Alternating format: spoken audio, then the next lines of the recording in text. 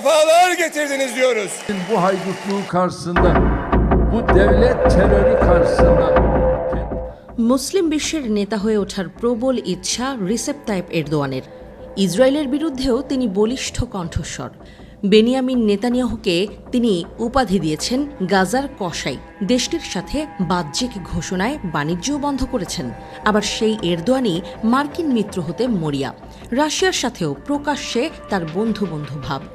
ইউক্রেনকেই তিনি আবার দিয়েছেন ড্রোন। সেই ড্রোন আবার ব্যবহার হচ্ছে রাশিয়ার বিরুদ্ধে।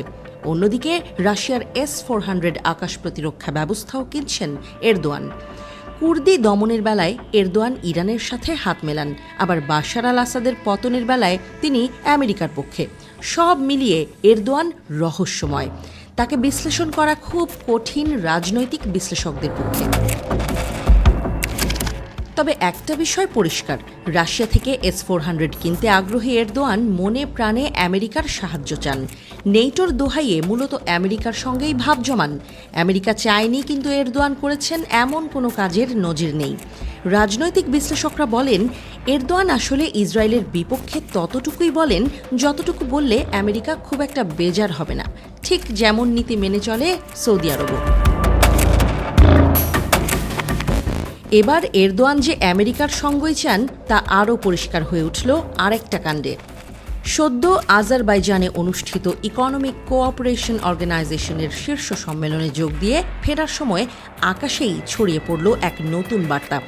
F-35 নিয়ে তুরস্ক পিছপা হচ্ছে না, বরং প্রেসিডেন্ট এরদোয়ানের আশা ডোনাল্ড ট্রাম্পের প্রেসিডেন্সির মধ্যেই শুরু হবে বহুল আলোচিত যুদ্ধবিমানের ডেলিভারি। আঙ্কারার হাতে আসবে সেই সবে ধন নীলমণি। সাংবাদিকদের প্রশ্নে এরদোয়ান স্পষ্ট করেই বলেন, আমরা F-35 চাই আমাদের জাতীয় নিরাপত্তার জন্য। এটা কেবল প্রযুক্তির প্রশ্ন নয়, এটা আমাদের আন্তর্জাতিক অংশীদারিত্বের প্রশ্ন, বিশেষ করে নেটো জোটের মধ্যে। এখানেই শেষ নয়, তিনি আরও বলেন, যুক্তরাষ্ট্রের সাথে পূর্বের সমঝোতা অনুযায়ী এই বিমান সরবরাহ শুরু হওয়ার কথা এবং তিনি বিশ্বাস করেন প্রেসিডেন্ট ট্রাম্প এই প্রতিশ্রুতি বজায় রাখবেন। অথচ এই প্রকল্প বাতিলের বেলায় একরকম এরদোয়ানের মুখের ওপর দরজা আটকে দিয়েছিল ওয়াশিংটন। এমন প্রেক্ষাপটে আলোচনায় উঠে আসে গ্রিসের আপত্তির বিষয়টিও। কিছুদিন আগেই গ্রিক কর্মকর্তারা উদ্বেগ প্রকাশ করেছিলেন তুরস্কের সামরিক আধুনিকায়ন নিয়ে। তবে এরদোয়ানের চোখে এসব আপত্তি অমূলক ও অপ্রাসঙ্গিক। তিনি বলেন, যে দেশ আমাদের নিরাপত্তা ও স্বার্থের বিরুদ্ধে অবস্থান নেয় না, তাদের জন্য তুরস্ক কখনোই হুমকি নয়। গ্রিসের দিক থেকে তুরস্কের প্রতিরক্ষা সক্ষমতা বৃদ্ধিকে সন্দেহের চোখে দেখা ঠিক নয় বলেও মন্তব্য করেন তিনি। তার ভাষায়, এই উন্নয়ন পুরোপুরি আত্মরক্ষার অংশ এবং তা কোনোভাবেই আগ্রাসী নীতির প্রতিফলন নয়। এরদোয়ান মনে করিয়ে দেন, নেটোর সাম্প্রতিক সিদ্ধান্ত অনুযায়ী সদস্য দেশগুলোকে নিজ নিজ সামরিক সক্ষমতা বৃদ্ধি করতে বলা হয়েছে। সে প্রসঙ্গে তিনি বলেন, নেটো শক্তিশালী হবে তখনই যখন সদস্যরা নিজেদের প্রতিরক্ষা কাঠামো মজবুত করবে। তুরস্ক ঠিক সেটাই করছে। এভাবে আন্তর্জাতিক জোটের স্বার্থ রক্ষার ক্ষেত্রেও তুরস্ক যে ভূমিকা রাখছে তা স্পষ্ট করেন এরদোয়ান।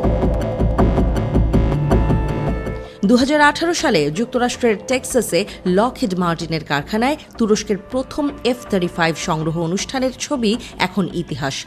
কিন্তু এরপরই জটিলতা তৈরি হয়। যুক্তরাষ্ট্রের বিশেষ আইনের আওতায় তুরস্ককে নিষিদ্ধ করা হয় রাশিয়ান S-400 ক্ষেপণাস্ত্র প্রতিরক্ষা ব্যবস্থা কেনার জন্য। তবে বর্তমানে মার্কিন রাষ্ট্রদূত টম ব্যারাক ইতোমধ্যেই ইঙ্গিত দিয়েছেন, বছরের শেষ নাগাদ সেই নিষেধাজ্ঞা শিথিল ও F-35 সংক্রান্ত জট খুলে যেতে পারে। সামগ্রিকভাবে এরদোয়ানের বার্তা স্পষ্ট, তুরস্ক কোনো উত্তেজনা বা বৈরিতা চায় না, বরং আত্মরক্ষার জন্য সে প্রস্তুত। আর যুক্তরাষ্ট্রের সঙ্গে প্রতিশ্রুত F-35 চুক্তি বাস্তবায়ন হলে তা শুধু তুরস্ক নয়, বরং নেটো জোটকেই শক্তিশালী করবে। তিনি বলেন, আমরা বিষয়টা গুরুত্ব দিয়ে দেখছি। আমি বিশ্বাস করি ট্রাম্প আমাদের সঙ্গে করা চুক্তিতে অটল থাকবেন।